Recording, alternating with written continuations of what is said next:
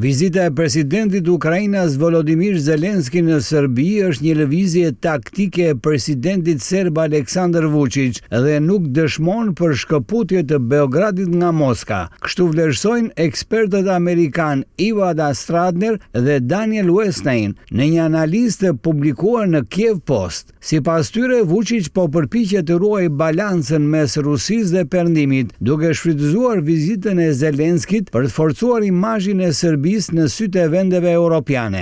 Ekspertët amerikanë thonë se pritja e presidentit Ukrainas në Beograd nuk duhet të shihet si shenjë e një ndryshimi strategjik të Serbisë. Ata vlerësojnë se vizita e Zelenskit i mundëson Vučićit të paraqitet para Perëndimit si një partner i rëndësishëm, pa qenë i detyruar të vendosë sanksione ndaj Rusisë, të ndërpres lidhjet energjetike apo të shkëputës bashkëpunimin e inteligjencës me Moskën. Ata kërkojnë që SBA dhe Bashkimi Evropian të tregojnë më të kujdesshëm ndaj politikës balancuese të Beogradit. Sipas tyre, vizita e Zelenskit nuk duhet vlerësohet nga deklaratat dhe fotografit, por nga veprimet konkrete të Serbisë pas saj. Ata paralajmërojnë Washingtonin dhe Brukselin që të mos e interpretojnë politikën e Vučićit mes lindjes dhe Perëndimit si një kthes të vërtet strategjike drejt Perëndimit.